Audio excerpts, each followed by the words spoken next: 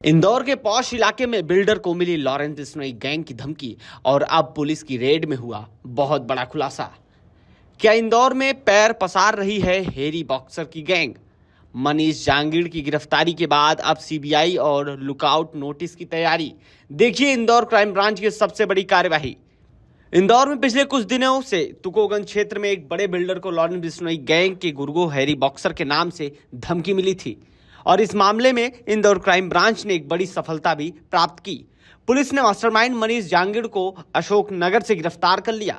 पूछताछ में जो खुलासे हुए उन्होंने पुलिस प्रशासन की नींद उड़ा दी। आरोपी न केवल हैरी बॉक्सर के सीधे संपर्क में था बल्कि मध्य प्रदेश में एक पूरा सिंडिकेट भी चला रहा था। जी हां, अब इस मामले में सीबीआई की एंट्री होने वाली है। क्या है ये पूरा मामला, बताएंगे इस वीडियो के जरिए। दरअसल तुकोगंज के बिल्डर संजय जैन को जान से मारने की धमकी देकर करोड़ों की मांग की गई थी। इंदौर क्राइम ब्रांच ने इस मामले पर तह तक जाते हुए मनीष जांगीड़ को अशोकनगर जेल से प्रोटेक्शन वारंट पर इंदौर लेकर आई है। मनीष से शुरुआती पूछताछ में पता चला कि वह विदेश में बैठे हैरी बॉक्सर के इशारों पर काम करता रहा। हैरी बॉक्सर के कहने पर मनीष ने मध्य प्रदेश के और खासकर इंदौर में व्यापारियों को धमकाने के लिए एक पूरा गैंग तैयार कर रखा था। इस रैकेट में दीपक, पवन, प्रदीप और ऋतिक बॉक्सर जैसे नाम शामिल हैं जो अलग अलग जेलों में भी बंद हैं।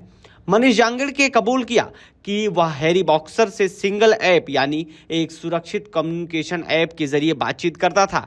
हैरी बॉक्सर विदेश से निर्देश देता था और मनीष यहां व्यापारियों की लिस्ट तैयार कर उन्हें डराता और धमकाता था। इस काम में अजमेर जेल में बंद ऋतिक बॉक्सर भी उसकी मदद करता था। पुलिस अब फरार आरोपी प्रदीप पर 10,000 रुपए का इनाम घोषित कर चुकी है और जल्द ही जेल में बंद अन्य आरोपियों को भी प्रोटेक्शन वारंट पर इंदौर लाया जाएगा। इस पूरे मामले पर राजेश दंडोतिया, एडिशनल डीसीपी इंदौर, क्या कुछ कहते हैं, आइए सुनवाता हूं। ये इसमें चूंकि ये यहाँ जो घटना हुई थी इसमें जो क्राइम ब्रांच के द्वारा इसमें एक आरोपी को पुलिस रिमांड पर लाया जाकर अशोकनगर से प्रोटेक्शन वारंट पर और पुलिस रिमांड पर लिया गया था। उसकी 27 तारीख 26 तारीख तक की पुलिस रिमांड थी। उसके बाद फिर एक दिन की पुलिस रिमांड और ली गई जो कि आज खत्म हो रही है।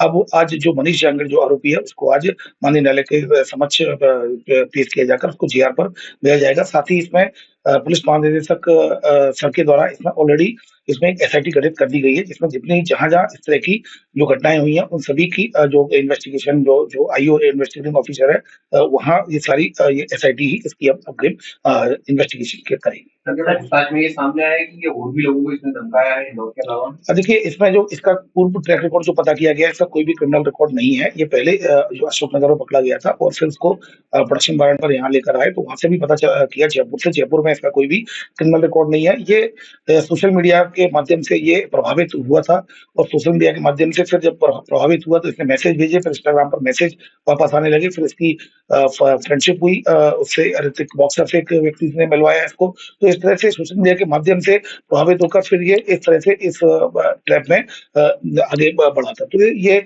इसमें बात सामने आ रही है कि कहीं ना कहीं सोशल मीडिया के इन्फ्लुएंस में आकर कई इस तरह के जो बच्चे होते हैं, जो कम उम्र के जो बच्चे होते हैं, उनसे इस तरह से जो प्रोफाइल होती है उनसे प्रभावित होकर कहीं ना कहीं उनसे जुड़ने की कोशिश करते हैं। इस संबंध में प्रत्यक्ष एडवाइजरी जारी की जा रही है। कितने लोगों को सर अब तक इस तरीके से जैसा कि मैंने बताया इसका कोई भी क्रिमिनल रिकॉर्ड नहीं है। अशोकनगर में पहली घटना करने जा रहा था, उसी समय पुलिस के द्वारा उसको पकड़ा गया था। उसी आधार पर प्रोडक्शन वारंट में चूंकि जब ये आया था कि इंदौर भी जाने वाला था अशोकनगर के बाद, तो इस आधार पर उसका पुलिस रिमांड लिया गया था।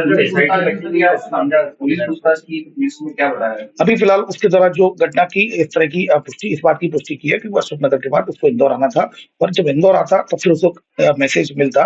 तो चूंकि अभी अशोकनगर में पहले ही पकड़ा गया तो इसलिए इंदौर के बारे में उसको बहुत ज्यादा जानकारी नहीं है। खैर, आपने सुना कि राजेश दंडोतिया, एडिशनल डीसीपी, ने क्या कुछ कहा। खैर, इंदौर पुलिस की सक्रिय ने साफ कर दिया है कि शहर में गैंगस्टरों के लिए कोई जगह नहीं है। लुकआउट नोटिस और सीबीआई की मदद से अब हैरी बॉक्सर पर शिकंजा कसना तय माना जा रहा है। क्या इस गैंग के और भी मददगार इंदौर में छिपे हैं? पुलिस की जांच जारी है। फिलहाल आप क्या सोचते हैं इस पूरी खबर पर कमेंट बॉक्स में जरूर लिखकर बताएं। देश और दुनिया की तमाम बड़ी खबरों से जुड़े रहने के लिए सब्सक्राइब करिए नवभारत लाइव को। शुक्रिया।